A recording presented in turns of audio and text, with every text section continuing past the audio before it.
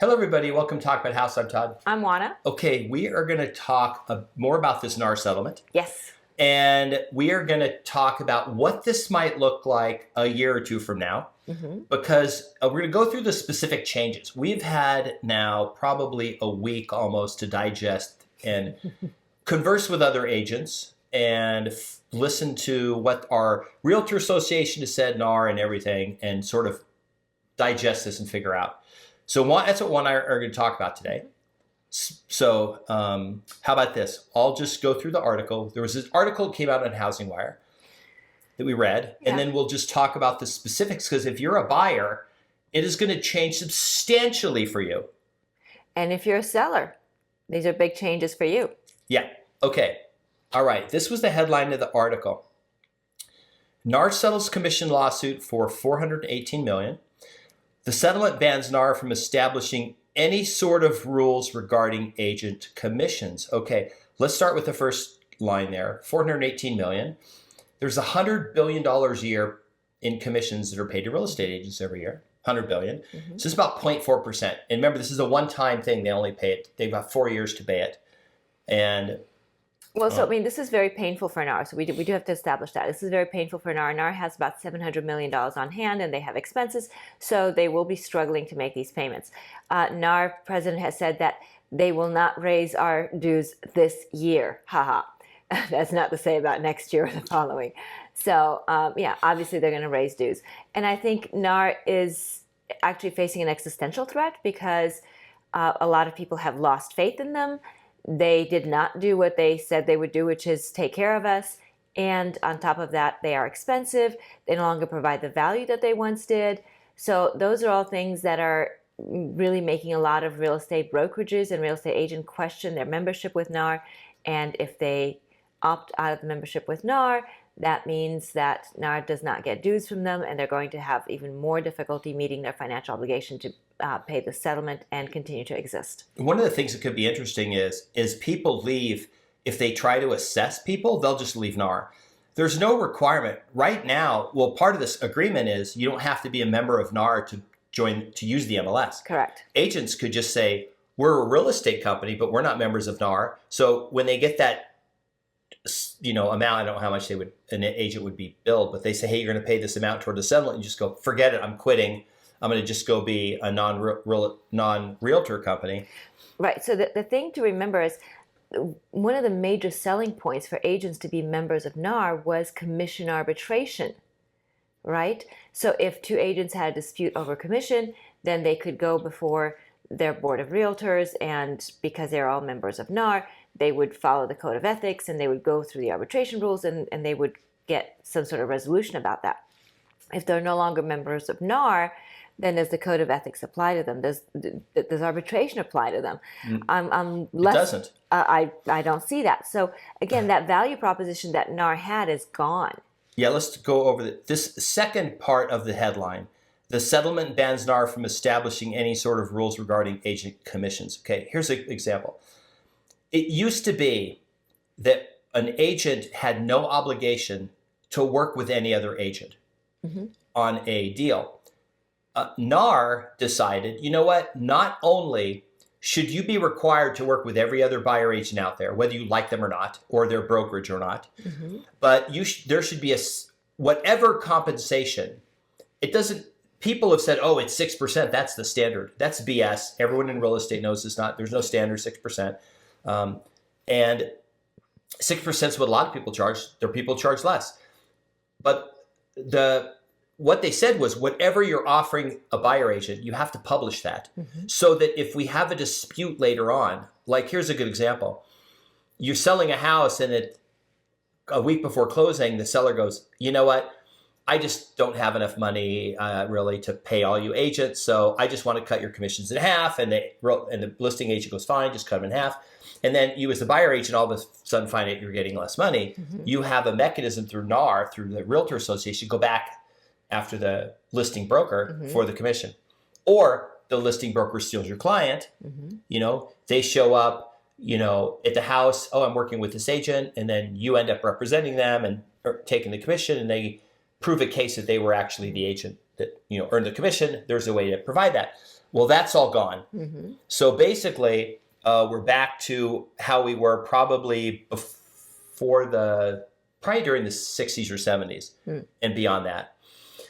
Okay, here's the first quote. Some analysts and experts say that changes could wipe out billions in agent commissions in the coming years while accelerating a decline in the number of working real estate agents. So let's talk about the first part here. Is less real estate agents good for consumers or bad for consumers? So on its face, it's bad for consumers because now they have less choice, right? It might be good for consumers if the real estate agents that are left in the marketplace have a higher level of professionalism and they service the clients better. So that could be good. But certainly on its face, having less choice and less people available is not good. As real estate practitioners, we think that's good because it kind of separates the wheat from the chaff, so to speak, and it leaves, again, the professionals in the industry that do this full time, not part time. And we've got generally better transactions with people that do this for a living as opposed to people who come in and out of the industry as opportunity presents. Yeah. Like in Australia, for example, they don't have any buyer agents. You go to a website called realestate.com.au and you find the house yourself, and then you go into the listing office to schedule what's called an inspection. Mm-hmm. That is just a showing. We call it here a showing. They call it, or a tour or whatever, they call it an inspection. We call the inspection when you show up with the home inspector who checks everything. And then they just do the paperwork, but you're not represented. Mm-hmm. And so you don't have someone who's looking out for you or doing other things. When you don't have a buyer's agent, you don't have someone who's negotiating on your behalf. You don't have somebody who is informing you regarding the value of the house, the things to look out for, who's coaching you all the way through the process. A lot of people have either never bought a house, or it's been a long time since they've bought a house, or maybe even if you do buy homes frequently, maybe not in that particular market. Every market's a little bit different. So let me give you an example just real quick. Here in Nevada, we have Northern Nevada and Southern Nevada. We have different purchase agreements. We have different things that we look for in home inspections. It's a completely different type of market, even though we're in the same state. One of the things that's interesting about this quote, a decline in number of working real estate agents, this will mostly wipe out agents who just work with buyers, mm-hmm. which is not Oana and I. And for example, our buyer agent is named Jason. He's awesome at it. It's mm-hmm. literally all he does is take buyers out. And we do support him, and we show up at a lot of the inspections and things like that. We meet the clients and everybody. And a lot of you that have done business with us have worked with Jason. And but imagine this: you're moving, and you show up in the new town, mm-hmm. and you've decided you want to go out and see some houses. Today, it's literally walk into any real estate office or call off any sign, and within minutes you will meet an agent, and they will take you to all the houses you want to see, mm-hmm. and they will hope that you keep working with them and end up using them by house. That's how it works. You have that freedom of having a large number of agents. Mm-hmm. So this is how it'll work in the future. You will call and say, hey, we just landed in town. We want to see houses today.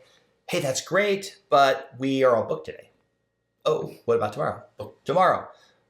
I have April 3rd, we can get, I'll call another brokerage. So now you're calling brokerages trying to find somebody. The problem is you find somebody, and let's see if it's the next quote. I will read this first. On this quote, it's this one here. Okay, here we go. According to NAR, buyer brokers will have a variety of ways to be compensated, including via a fixed fee commission paid directly by the buyer, concession for the home seller, or a portion of the listing broker's compensation. Mm-hmm. The settlement agreement also mandates that MLS participants working with buyers must enter into a written buyer-broker agreement. Must enter into a written buyer-broker agreement. Let's talk about that really quick. Mm-hmm. You show up in town. You're excited. You're going to see houses. You finally find an agent who's willing to work with you. You go sign a buyer-broker agreement. Mm-hmm. Okay? Forget the terms of how agents are going to get paid. What does this mean? Can you just after 3 days of looking at houses, say, we want to go out today too, but that agent's not available. Let's just go find some other agent. And what would that look like if you showed up at another real estate company's doorstep and said, we want to see houses today? So the first thing I would ask is, have you entered into a buyer broker agreement with anyone? And they lie and say, no, we don't know anything. We don't even know what that is. Okay. So you sign my buyer broker agreement. Okay. And we go out and look at houses. We find a house. That's great. And we buy a house together. This is wonderful. What happens is we close on the house, and that first buyer's agent catches wind of this. And you owe me a commission and you owe him a commission, because you've agreed to pay each of us whatever sum of money you've agreed to pay. Now, obviously, this is providing that both agreements run at the same time, right? If you signed a buyer broker agreement with him for 3 days and then that's over, and you sign a new one with me after that one has ended for another, whatever time period, then that's fine. But if the buyer broker agreements overlap, then you owe both of us money. Would you sign a 3-day buyer broker agreement? So, I think different people have different priorities as to how they do business. So let's say this. My aunt is a real estate agent in San Diego. She's not. And I tell my aunt, hey, I'm thinking about my house. She goes, just go look at houses when you're ready to buy one. I'll write it up. Perfect. I find Oana, this agent in San Diego, and I go, I will sign a buyer broker agreement, but only for 3 days. If I buy a house in 3 days, I owe you, and I'll pay you X amount of money. But if I don't buy a house in 3 days, I buy it after 3 days, then our agreement's null and void, and I can go do whatever I want. So actually, a lot of the agreements have what's called a tail. Oh, tail. So that means that, okay, so I show you houses for 3 days and the agreement is over. However, the agreement has a tail, which means that if you buy any house that we worked on together for a period of 90 days or 120 days after our agreement ends, I still get paid. Okay. All right. And believe it or not, we've actually but Oana and I both serve on pro standards and have done a ton of arbitrations where this happens, where an agent will show a bunch of houses and then the buyer will go use a different agent. And that ends up being really bad for the agent, the second agent usually, right? Now it's going to be bad for the buyer. One of the protections that the MLS provided was it protected the buyers from having to deal with agent commission disputes. And now the buyer's directly involved with agent commission disputes. Here's another quote from the article. In addition to the damages payment, the settlement also bans NAR from establishing any sort of rules that would allow a seller agent to set compensation for a buyer's agent. Now, that does not set the amount they can charge.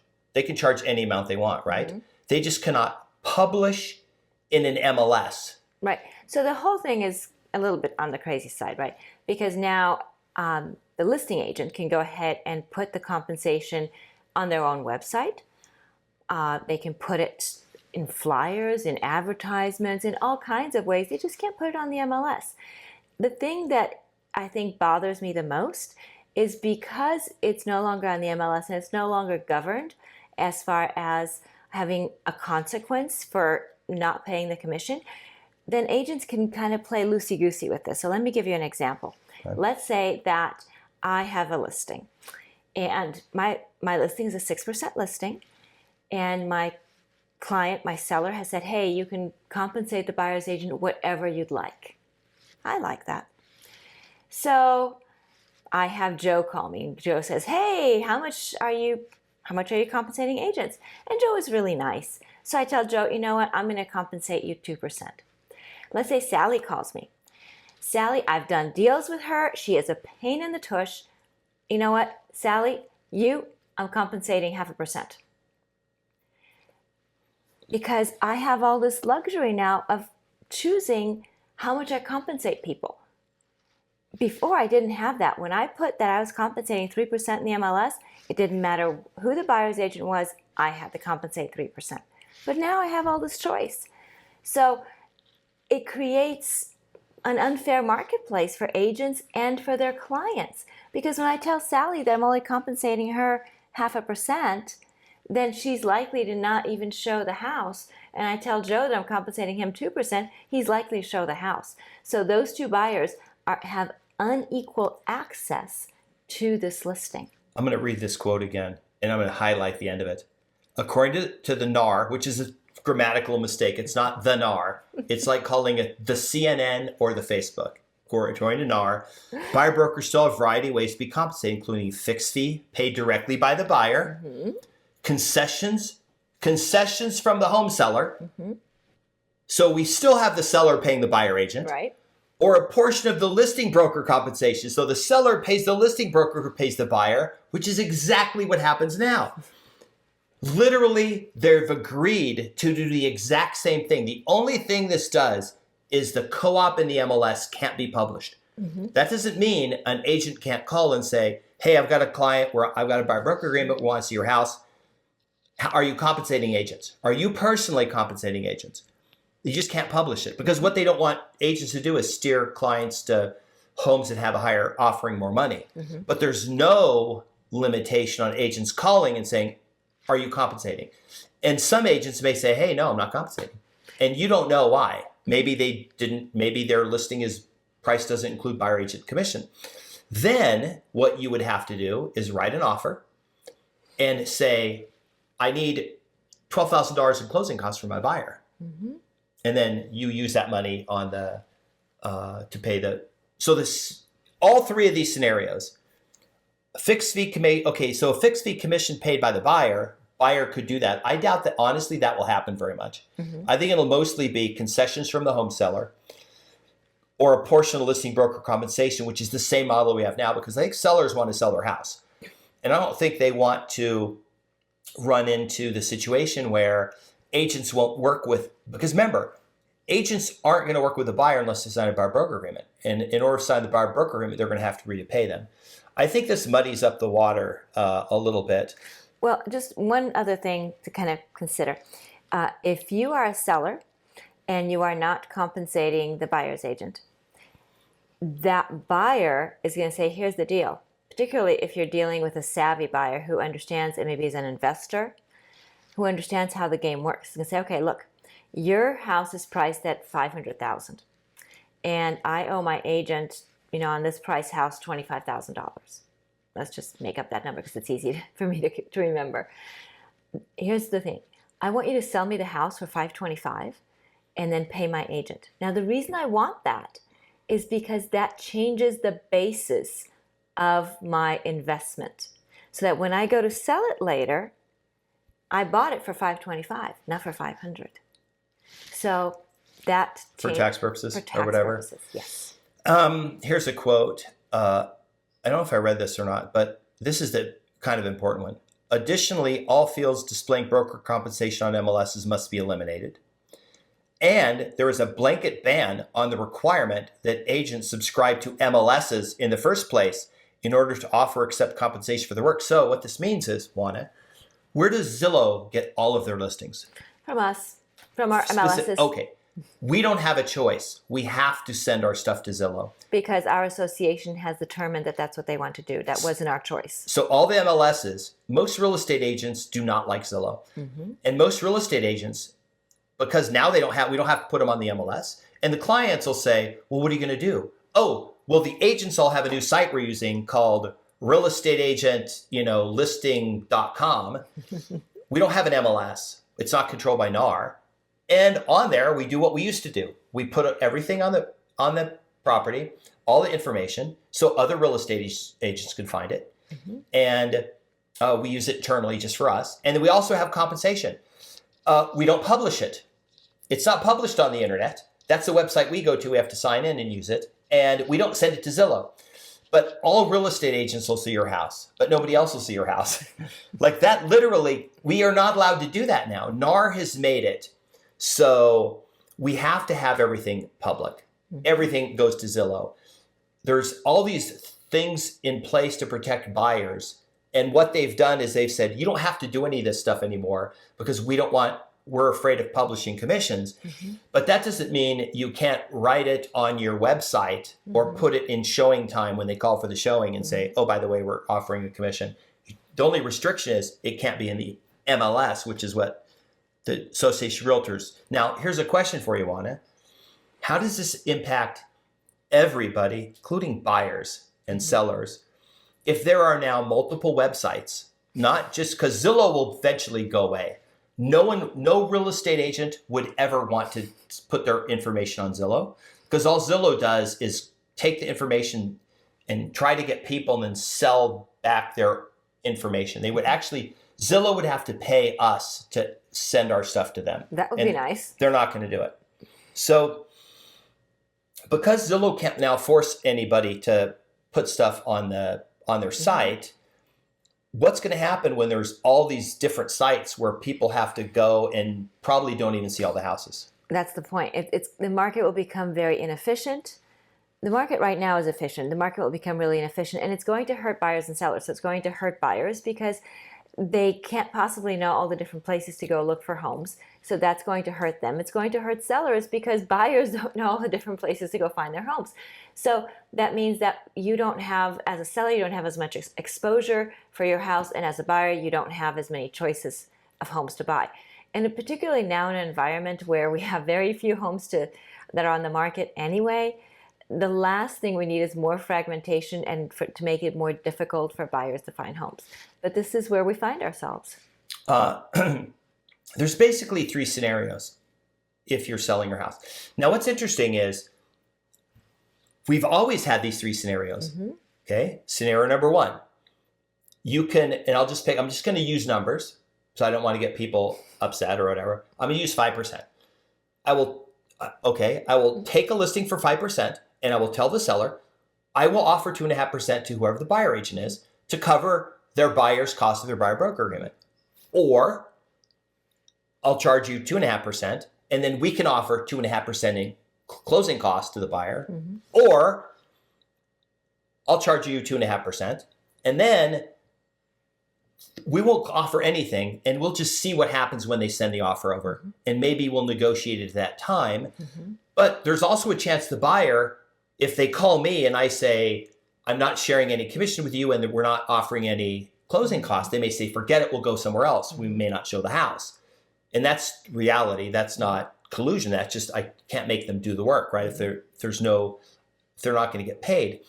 Because what buyer agents are going to do is they're going to tell their clients, hey, sign a thing with me, and then as we see each house, we'll just call and find out what the deal is, and we'll try to get the seller to pay it, so you don't have to pay it, right? Well, guess what? You can do all three of those right now. You've never not been able to do this. The reason most people offer the whole commission up front is because they don't want to have to deal with it later.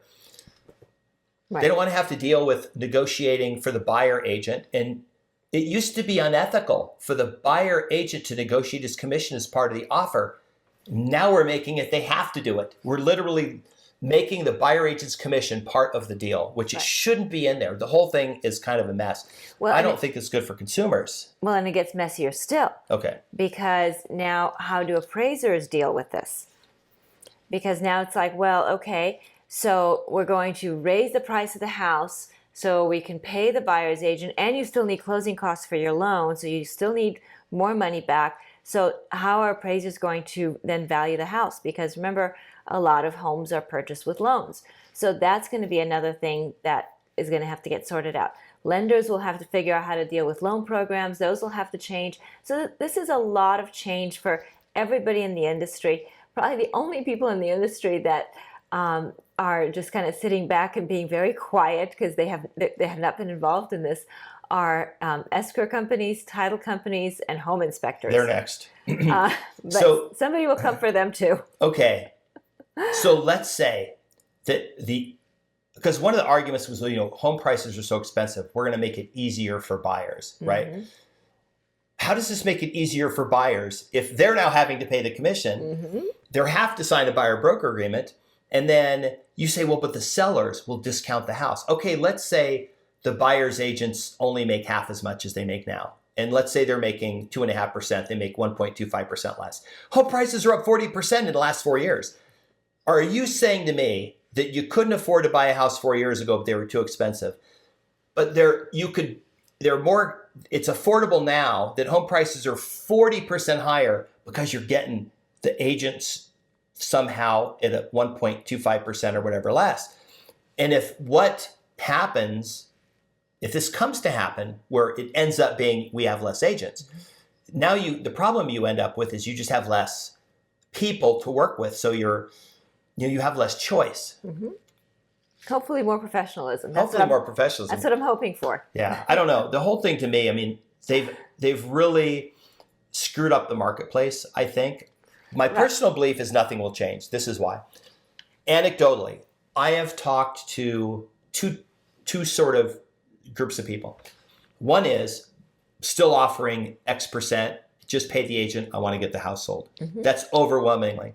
The other group of people is I don't want to pay anything. That's fine. What are we going to do when? They want to pay this for your house, but they also want the money. Are you going to give a concession or raise the price? Well, why should I do either? Why don't I just put that money in my pocket? Because remember, the buyer's not saving any money. Because if the buyer is still going to pay the full price and the seller's not going to contribute, then the buyer has to also pay more money. So the argument is this helps sellers and not buyers, right? Right. So I agree with you. I think short term, it's just going to be messy and painful for everybody involved. I think in particular for buyers, I think they're the ones that are going to be hurt the most, followed by sellers, and actually real estate agents third, not first. Yeah. So I think that's what's going to happen. I think 2 years from now, we're going to revert to the mean. It'll look very similar to the way it does today. There will probably be new players, and it'll be a little bit different. But when you kind of take away the window dressing, it'll be very much the way it is today. Here's the last thing. When I was in grad school, we did this case study, and it was a company that literally had extremely high margins. But the problem is there was a high barrier to enter, and there was really no way for a competitor to come in and displace them. And if there was an artificial amount being paid to people, artificially high, collusion, whatever, alternative business models would have crushed everybody, right? They would have come in and say, oh, we'll sell your house for $500 and make a profit. Okay, well, those companies, they don't exist. There's actually no such thing. So the idea that somehow we're going to put the commissions of agents and take that as the whole thing that makes real estate magically affordable, and then not have it affect the level of service and everything else doesn't make sense economically. Like literally multiple websites where agents having to call and find out if there's a commission being paid. If not, they take their buyer somewhere else. Buyers saying, well, if they're not going to pay your buyer broker agreement, I'm going to go somewhere else. Well, they'll pay it because now I can't afford the house because I don't have the money out of pocket to pay you. Right.